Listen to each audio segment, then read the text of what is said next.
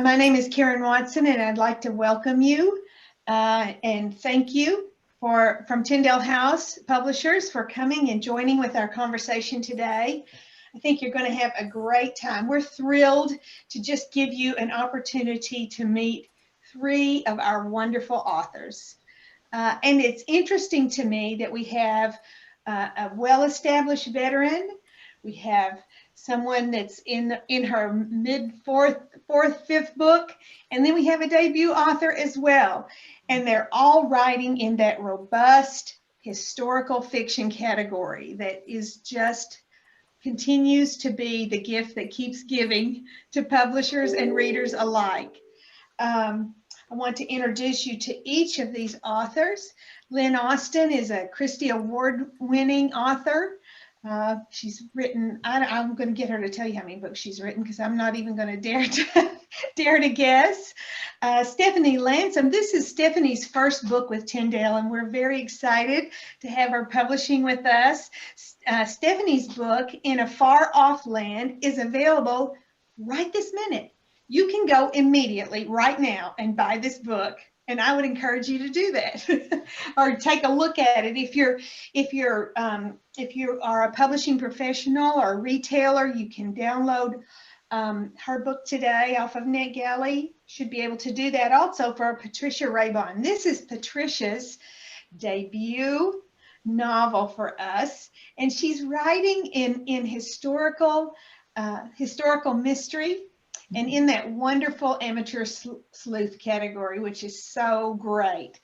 And before I rattle on and on, I'm going to give them a chance, each one, to tell you just a little bit about their book and about themselves. Patricia, if you don't mind, I'll start with you. Okay. Thank you very much, Karen, and thank you, everybody, for being here and for letting me introduce my 1920s mystery series.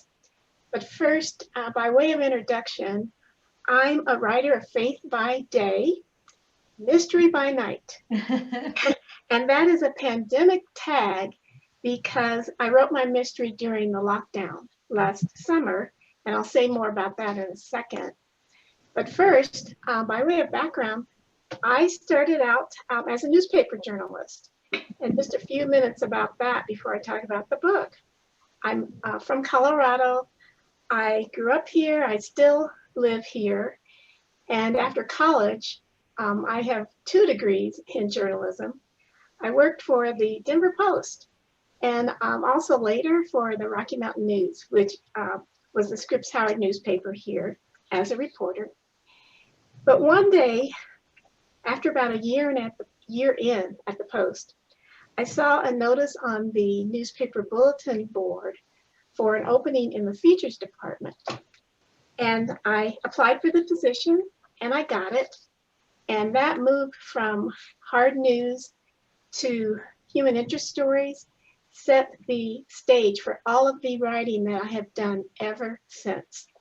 I often think, Karen, that small decision, standing at that bulletin board, brings me here today as a first-time novelist, of all things. Because overnight I went from writing about facts to writing about feelings and fears and people's hopes and dreams and their struggles and failures and their rebounds. And so I wasn't just given permission to write about such things, it was the expectation. And I've been writing about those things ever since. So when I left newspapering to teach journalism, I went up to the University of Colorado at Boulder. I was on the tenure track, and the rule was and still is publish or perish. And so I started writing personal essays about life in the West and about my life as a woman of color in different times and seasons. But to count, those pieces had to appear in high impact outlets like the New York Times magazine or Newsweek, Time magazine, where I worked as a stringer for a while I was also teaching. And then NPR started featuring some of my essays on Weekend Edition. And I ended up with this nice collection of published essays. But to seal the deal for tenure, I had to write a book. Mm. And so I wrote my racial forgiveness memoir called My First White Friend. Viking Penguin published it. I got tenure, and that started my life in books and nonfiction books. And I figured after I left teaching, after 15 or so years, that that's what I would do the rest of my life. And then we had a pandemic. And we were in lockdown, and I said to my husband, what would you think if I finished that mystery novel I started 10 years ago? And so I sat on my back deck and read every single thing I had on a shelf about fiction and story and what story is for and why people write it and why they read it. And I had read these things before, and I was thinking about this last night. I had read these things before, but somehow during a pandemic, it seemed completely reasonable to think about creating these imaginary worlds and the people who inhabit them. And also it seemed doable. And so, I read Robert McKee and James Scott Bell. I read John Truby on The Anatomy of Street. I even read Save the Cat. And then I rewrote the novel that I had started so many years ago. And as I said, it is a 1920s murder mystery. It features a prim and poor, but clever, young Black female theologian who is a fan of Sherlock Holmes, who leaves her underpaid, overworked teaching job at a Chicago college to return home to Colorado and solve the murder of her estranged father. It is a cold case. It happened a year before the story starts, but police aren't working the case because in Colorado in the 1920s, the state was ruled and run by the Klan. Colorado at that time had the second largest Klan membership per capita in the nation. Every county in Colorado had a Klan clavern. Leadership in Colorado from the governor on down were members of the Klan. The mayor of Denver, the police chief of Denver, entire divisions of the Denver Police Department, sheriffs and their departments all over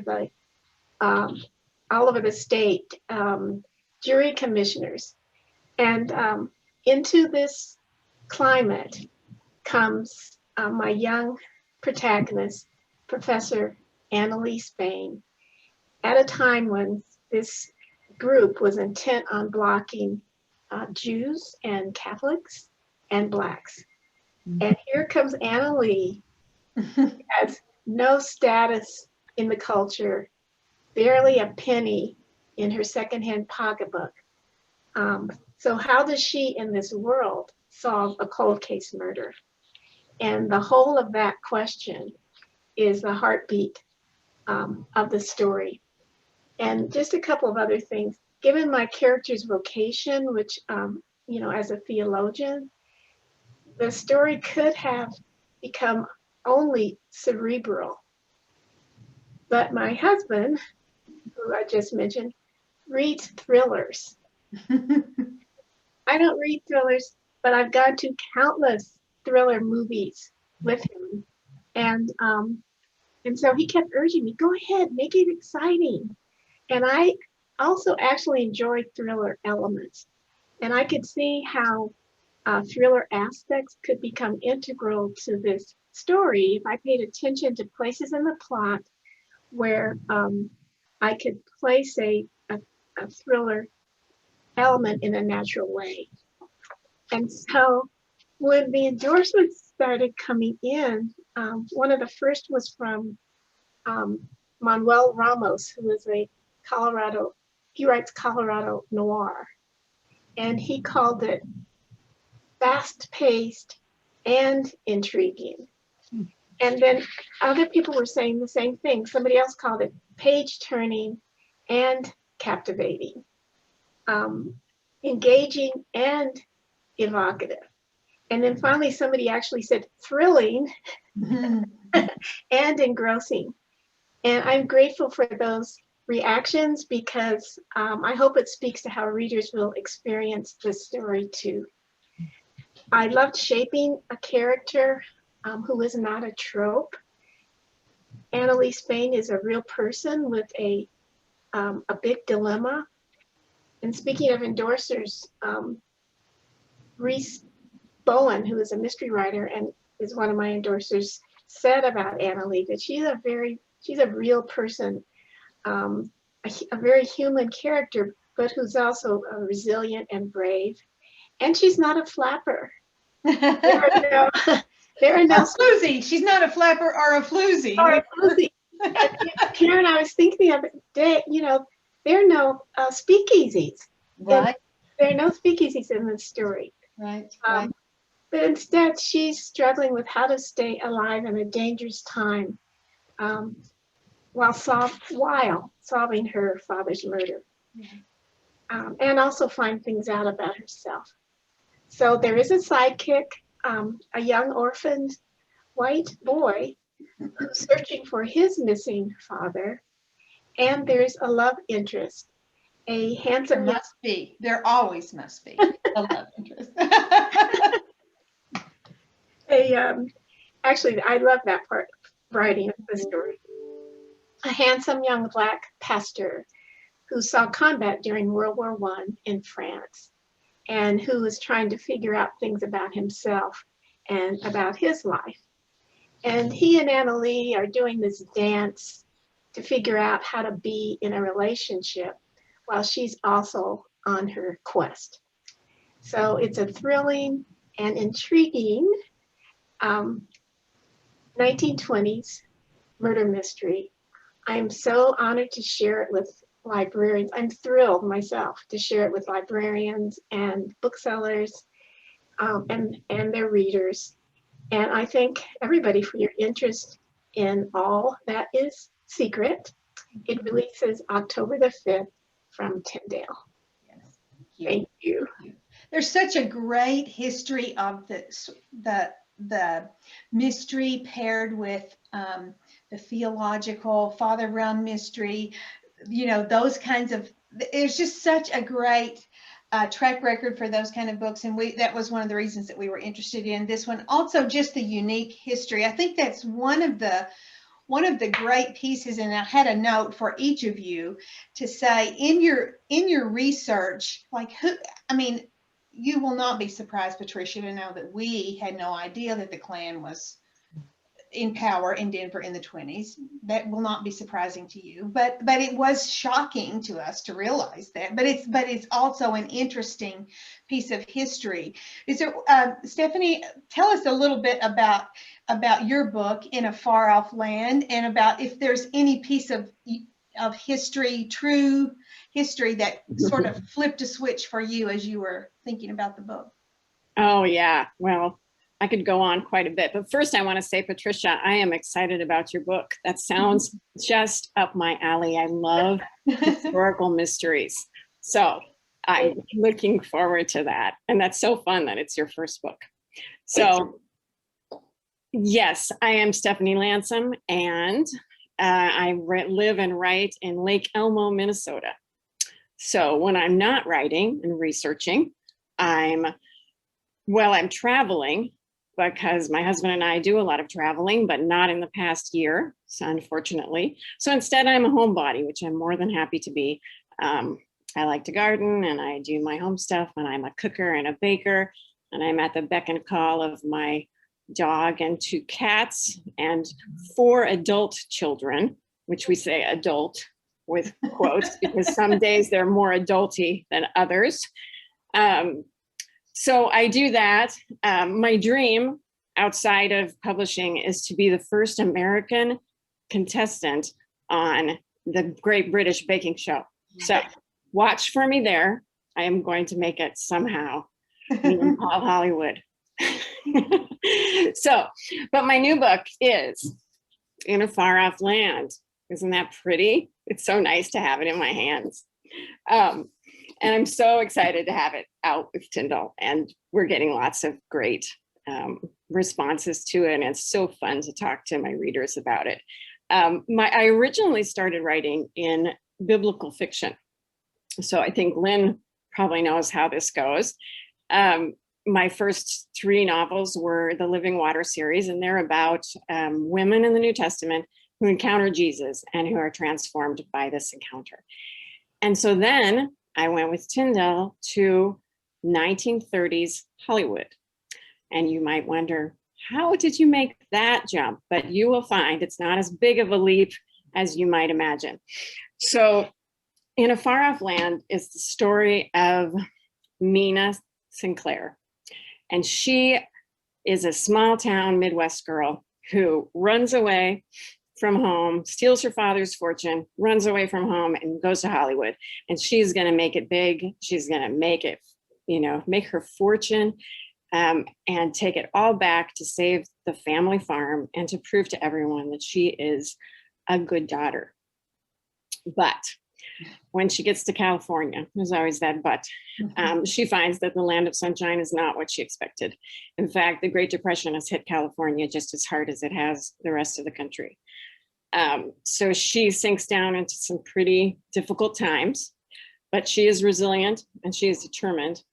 And finally, she's going to make her big break. She's got her break. It's going to happen. She's going to get a big part in a film. And instead, she wakes up next to her dead leading man, and she's on the run for murder. So the story is Mina evading a corrupt police force and a whole bunch of bad studio people, and also her, facing some of the consequences of her own really bad choices. So there is a romance. She's got an agent who she's in love with, but she can't have him. And there's a Mexican gardener who can't stand her, and yet he is compelled to help her. And so she goes to his family and is helped by this wonderful Mexican family. And in the end, it's really about Mina looking for forgiveness and trying to find her way back home. So, as I'm sure you figured out, it is the story of the prodigal son, which I love that parable so much, that parable of mercy and forgiveness. And it was really fun to set that in a new setting that's still very timeless. The story is something we can all understand, that going back and asking for forgiveness. So I love the 1930s of Hollywood. It was a huge switch from biblical research, and I have to say, delightful. So much easier to get a hold of your materials. They're just right there. Lots of films, lots of diaries, lots of great first person sources. But that time of the 1930s, well, and the 1920s too, Patricia, just is such a fascinating time in our country's history. And I think the 30s, we sometimes gloss over a little bit, like, oh, well, it was the Depression and the Dust Bowl.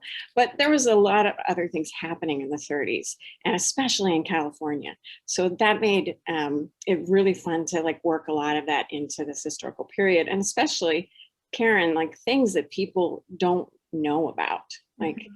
I love those pieces of history that, I might know about them, but I'll throw them out there to one of my friends and be like, hey, did you know about this? They're like, I have never heard of that. Yeah. So that is the thing that makes people keep coming back to historical fiction, is that they get these things that I had no idea, and to see how it unfolds in people's lives. Yeah. And this is only 100 years ago. So we had Prohibition, which was, a social experiment that really went awry, and we're still seeing the repercussions of that today. The Great Depression, I think we can look back on it now, maybe after 2020, with a little more appreciation of what was going on, because it did hit every family in the US. I mean, nobody was exempt from that crisis, just like we dealt with 2020. Everyone dealt with it in the whole world. So that was really an interesting part. And then in Hollywood, it's just fun. There was lots of intrigue. There was all that glamour. There was those, you know, the scandals of the different actors and actresses and producers. There was a lot of money, which meant that there was a lot of corruption in the government and in the police. So there's just a lot to work with. Even in hard times, there are always people who can control things with money, aren't there? Oh, yeah. And I found it to be a very timely book. Also, the piece about yellow journalism and what you can trust that's in the media, whatever the media is at the time. But I found that to be very timely as well. It was also, when I read the manuscript initially, it was right on the heels of all that was being said about Me Too, and Nina is caught in the middle of Me Too. Right. Women did not have a lot of power, right? At least women who didn't have a lot of money in Hollywood. And then that part about something that really grabbed me that I wanted to have in this story and that I worked into be a big part of that story is the idea of Mexican repatriation in the 30s in Los Angeles. And I think it's something that might not be forgotten, but it's certainly overlooked a lot. And yet we're still dealing with immigration issues and have, like, our entire history of our country. We've had, you know, really sad chapters in our immigration policy, and this was one of them. And how fearful our Mexican populations were during those 1930s as the Depression really deepened, in California especially. So that was something that I wanted to highlight in the story. So yeah, so that is this one. And I think too, as far as, you know, librarians and booksellers go, that people are ready for a new time period, something that's a little fresh. And this one in the 20s has the 30s has so much to offer us in what we can really relate to, you know.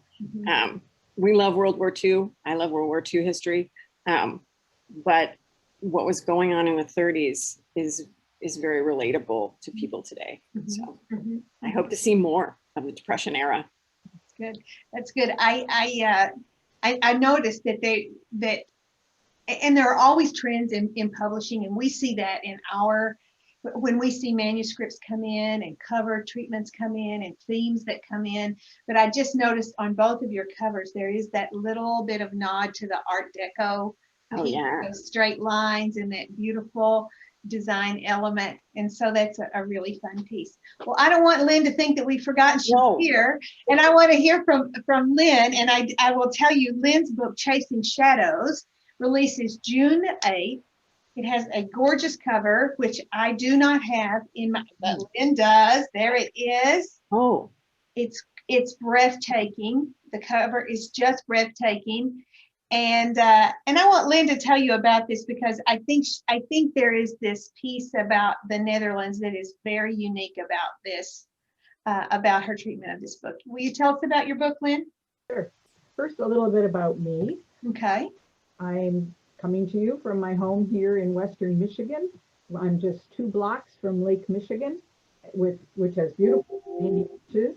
And my husband Ken and I enjoy going there year-round. We're empty nesters. We have 3, like you say, adult children who have now blessed us with 2 and very soon 3 grandchildren. Ken and I love to travel. We love to bicycle. There's a bicycle trail that goes right out in front of our house. And every day, if we get a chance, we're on our bikes and we're off on the trail. I began writing about 36 years ago when my youngest child was just a newborn. We lived in Canada at the time, and I had a lot of time to read with stuck up there in the snow and the cold. But I found after a while that so many books might be well written, but they offered no hope. And I thought, I want to write a kind of book that offers hope, because life is hard, but God is good. So when my children were taking a nap, I sat down one day and decided to try to write the kind of book that I like to read. And I discovered very quickly how much I loved it.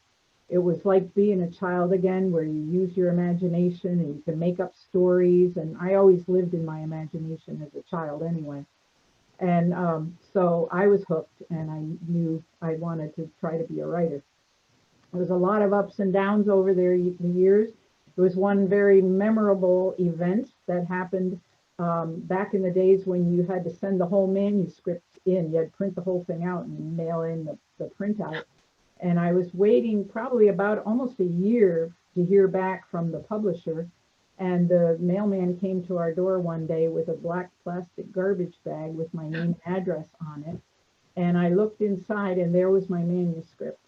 And the box had burst open somewhere in the process of mailing it back to me. And somebody had scooped up all these 400 pages of manuscript and put them in this plastic garbage bag and brought it to my house. And in the bottom of these pages, I found the letter from the publisher saying, "We're sorry, but we're not going to print your book at this time." So I was very discouraged. That was one of the times when I gave up and stopped writing, thought this isn't worth it. But God just wouldn't let me give up. And so I kept drifting back to it mostly because I enjoyed it so much. And eventually, about 11 years after that first day I sat down to write, my first book was published. And I've been happily writing ever since. And as I say, I'm very excited about Chasing Shadows, which comes out in less than a week. It takes place in the Netherlands during World War II, and it tells the story of 3 very different women whose lives are torn apart when the Nazis staged their surprise invasion. And that's the little history piece that really struck me, Karen, was they weren't prepared for this. I mean, like we weren't prepared for COVID-19 either, but suddenly your lives are turned upside down. The Netherlands was neutral during World War I, and they were going to be neutral in World War II, and they didn't expect to have any part of the whole thing. And the Nazis staged this surprise invasion, and within 5 days, they bombed Rotterdam. And here's these, neutral, innocent people. Suddenly, their whole city is bombed to smithereens, and they had no choice but to give in and surrender. And that's what struck me, is how suddenly, how surprisingly our lives can be changed in an instant. And then we have to make all these life and death decisions, which my 3 characters had to make. The other little bit of historical interest that surprised me was the Nazis considered the Dutch their Aryan brothers. And so they said, come on and join us, you're part of us, and things won't be so bad on you. And they weren't too harsh in the beginning. But what the Nazis didn't count on was the Christian faith of the Dutch people. And they wouldn't surrender to any other power but God, which made their lives hard. It's much easier if you just give in, go along with the flow, but they made the very real decision to resist, and because of their faith, and that surprised me. I have 3 main characters. I never do anything easy with one main character. Lena de Vries is in her 40s. She's a mother. She lives on a farm with her husband. She's very content with her life. The second main character is her oldest daughter, Ans de Vries, who's 19, and she is not at all happy with the farm life and the small town life, and she wants to go get away and just live her life. So she takes a job in the city of Leiden, which is a university city, and she takes a job as a companion to a woman who struggles with depression. And the third woman is Miriam, and she's Jewish. She's in her 20s. She's a musician, and she and her father have escaped from Nazi persecution in Germany and come to the Netherlands to find refuge. So there's your refugee story. I think they're everywhere in the world, really. And their paths are going to cross in some heartbreaking ways, and each one has to decide what they're going to do. Are they going to collaborate with the Nazis? Are they going to just adjust to Nazi rule and get by? Or are they going to resist? The inspiration for this book came from 2 of my personal heroines. One is Corrie ten Boom. I'm sure everybody's probably familiar with The Hiding Place. I read that book as a very young Christian, and it had a real impact on my life because like I say, her life seemed going along so normally, and all of a sudden the unexpected happened. And her faith and her family's faith was strong enough that they took this stand against the Nazis and they hid Jews in their home. But I wondered when I read it, would my faith be that strong? And I knew it wasn't. And her book really was a turning point for me, where I wanted to really dig in and draw closer to God and learn more about the Bible and really strengthen my faith. So she was one of my inspirations. The second was a book called Things We Couldn't Say by a Dutch author, Diet Eman. And Diet was only 19 years old when the Nazis invaded. She was newly engaged to her sweetheart. And they, again, had to decide, what are we going to do? You know, how are we going to adjust to this new reality? And because of their strong Christian faith, they both decided to get involved with the resistance. They both ended up in concentration camps, and her young fiance died in concentration camp. And I heard her speak as she was getting an award a few years ago. And she said, you know, for her bravery, and she sort of shook her head in a humble way. And she said, if you had been there, you would have done the same thing. Mm-hmm. And I thought, I wonder, you know. Mm-hmm. So I kind of wanted to explore that with Ans as a younger character, 19 years old, you know, not really strong in her faith. Lena, being older, has a stronger faith because, you know, she's walked with God for more years. And her, you know, like Corey ten Boom, who had a few years of faith with the Lord. But I based Ans as being younger, and what would you do as a young person? One of the best things about being an author is to get to travel, to do research.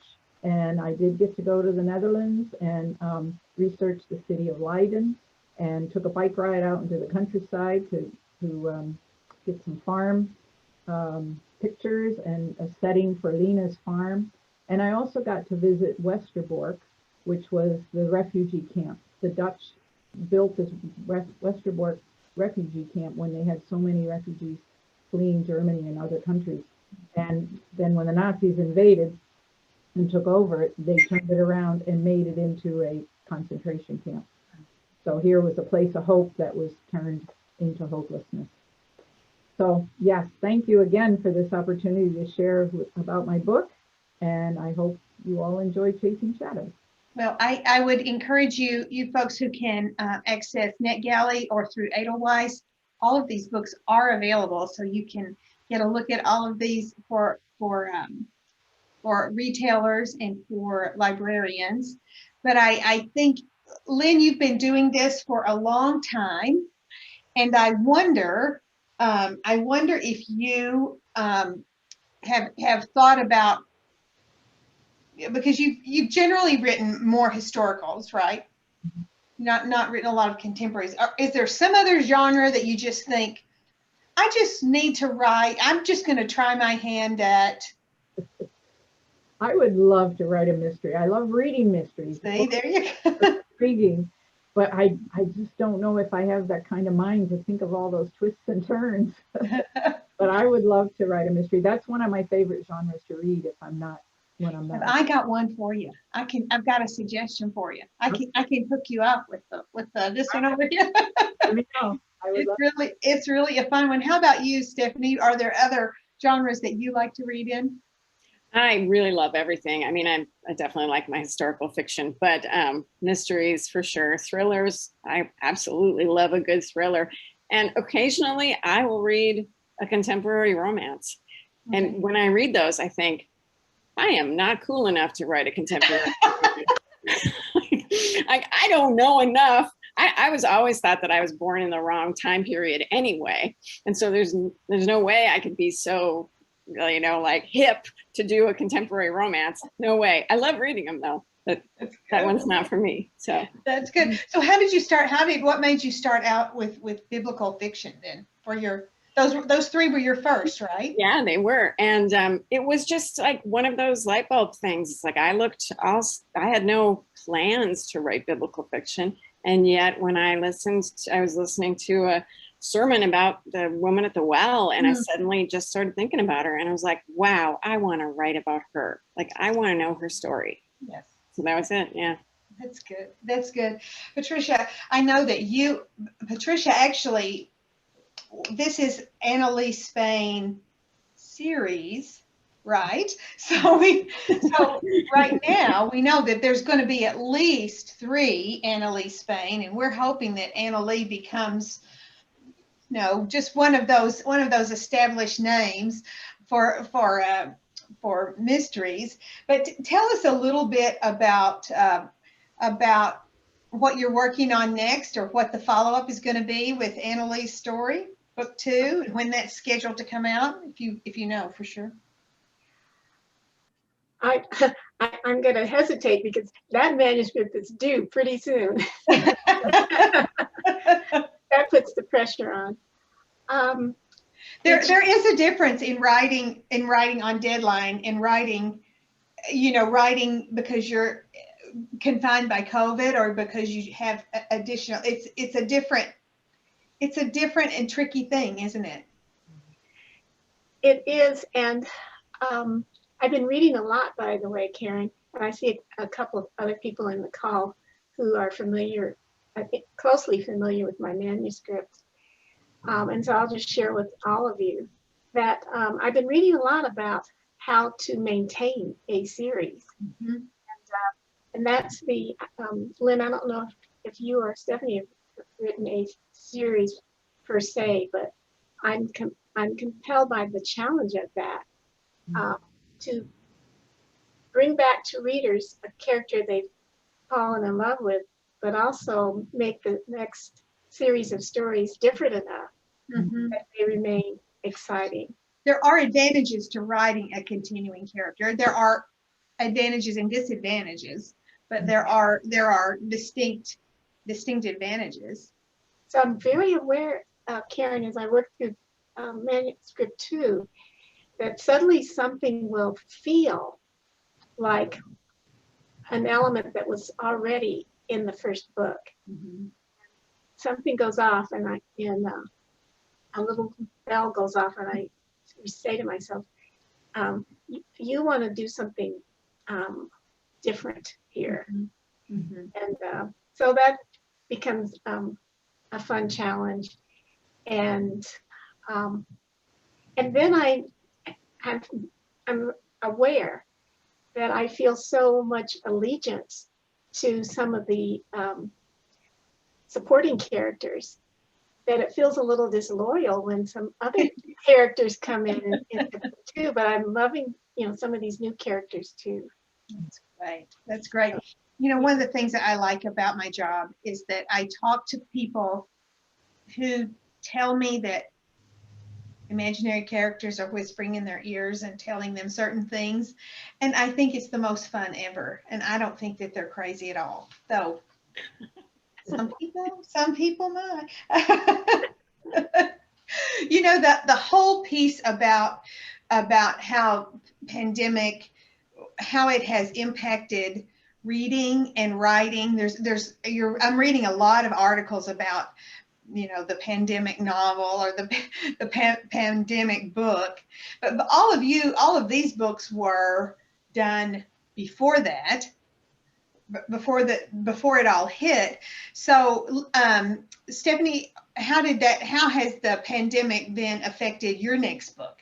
Has it been helpful to you, or have you felt confined?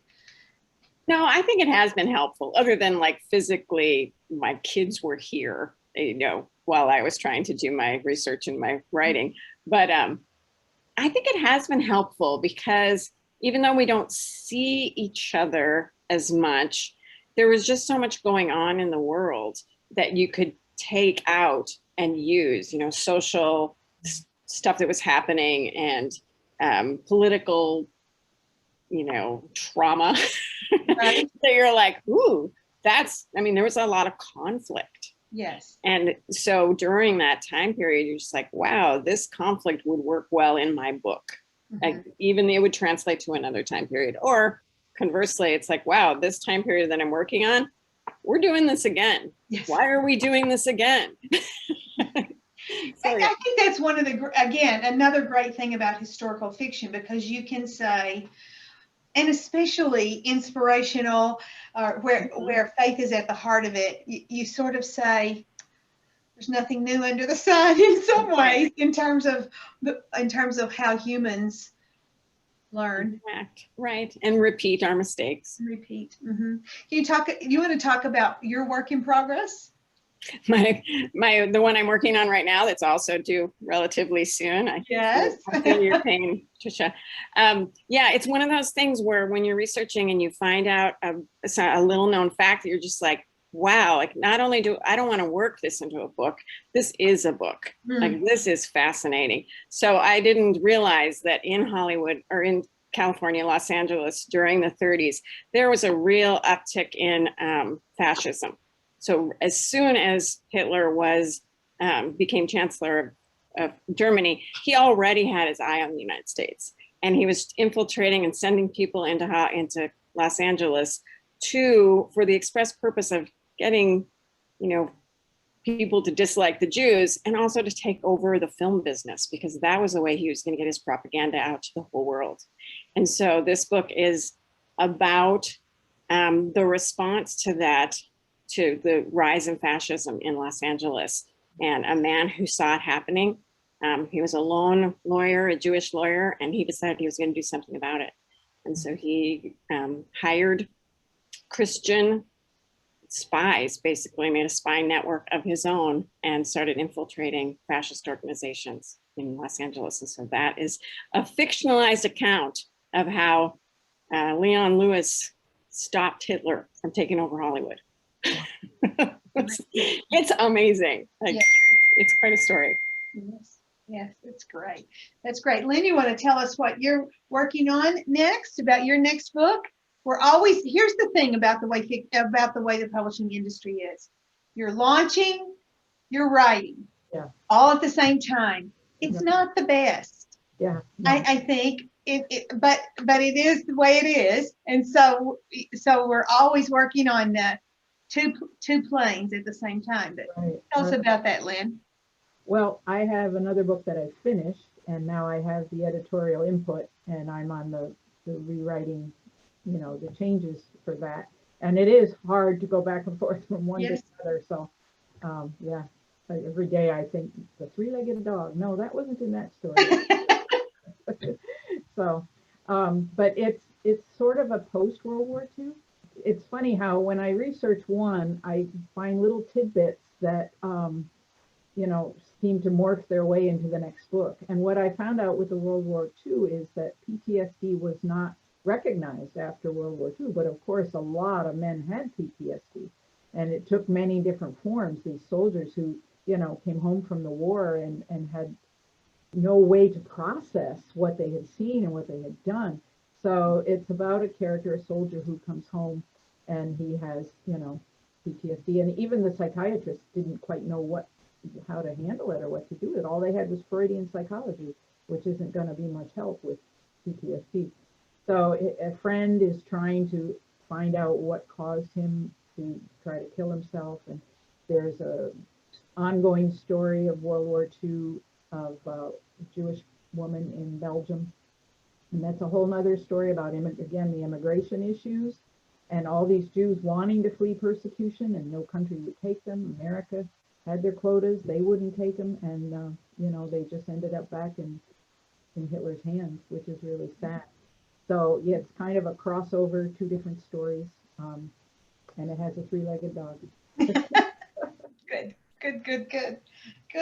Good. Okay, now I'm just going to ask you writer questions. Okay. And it's just, there's no right answer. I'm just curious. Which you find more difficult, starting or finishing? I'm going to start with you, Patricia. Which would you rather do? Which is easier, starting or finishing? Well, I don't know if this is the right answer, but when I saw that question on the pages that you sent us, I was telling my husband yesterday, neither is hard for me. Writing isn't hard for me. And I think if it were hard, I wouldn't try it. There are though, a lot of things in life that I find difficult. And but writing is not one of them. And I'm grateful for that, because that's the place where I process all the hard things. Okay. So that's my writer answer to that question. Good. That's a good answer. That's a good answer. How about you?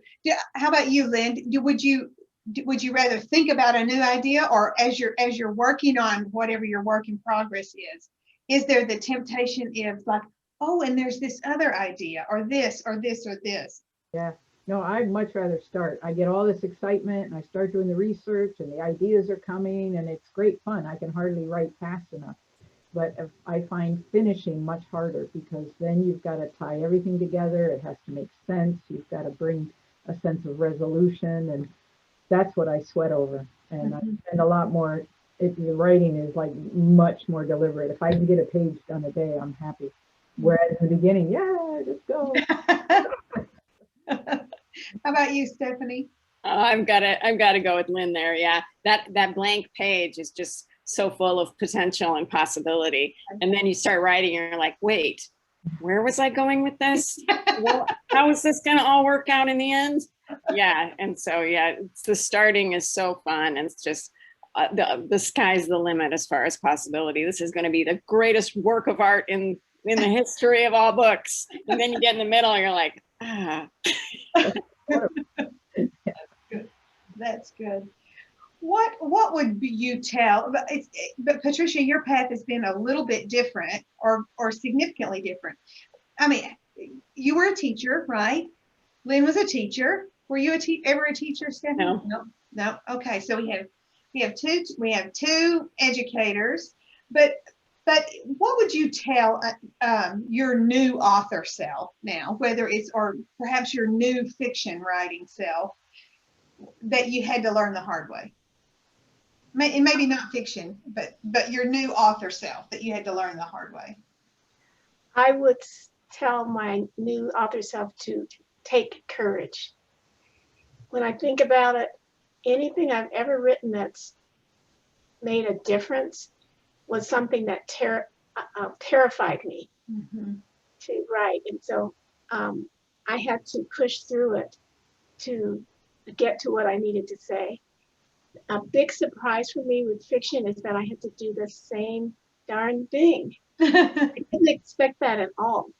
That the writing only got right when I dug deep and did something or said something that was really frightening to me. You know, and I'd say, oh my gosh, I can't say, you know what I'd say, Karen? I'd say, oh, I can't say this. This is Tyndale. You know, I can't. But that piece of that challenge of writing despite fear is what I would encourage my young writer self to really look for and to lean into. It's interesting, Patricia, because the books that you've published have been personal. They've been memoir about about life and life experience. So that there is that personal, I have to look these people in the face again, or I have to, and so it's a different kind of courage, I think, about fiction, but it's courage nonetheless. Yes, it's what gutsy thing can my character be at this juncture? Yes. That I'm afraid to try, but if I try it, what a surprise! You know, it makes the character more interesting, the story better, and everything that you offer to readers to contemplate about their own lives gets better when we get tougher and braver. How about you, Lynn? Well, if I were to ask you, being a writer has made me a better what? I'd say a better observer, a better listener, because part of where I get my ideas is by listening to people's stories and like really asking questions, especially older people. Like, well, for this book, for Chasing Shadows, I interviewed some people who were actually experienced it. They were young, like maybe children in the Netherlands at the time, or else it was their father's memoirs that I read. And it's taught me, I think, to really listen to people and listen to their stories and to dig deep and ask their experiences and to learn from them in that way. Stephanie, how about you? Would you say writing has made you better, or is there some advice that you would give to a young writer just getting started? I think I will choose to answer. Writing has made me a better plane. Okay, good. Good. Okay. And that is weirdly extroverted. Okay. Because I'm very much of an introvert. I've always been terrified of public speaking or of any kind of, like, even something like this. And I would never have 10 or 15 years ago thought that I could have done that I could stand in front of groups and speak like I did for the Living Water series. And, just be as extroverted as I managed to be, because I like to be in my office with my cats. I am that person. Like, laptop, cats, don't talk to me, tea, the whole thing.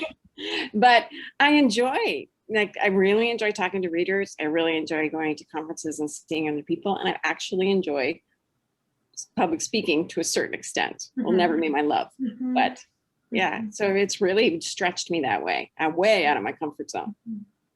I would just say to authors and to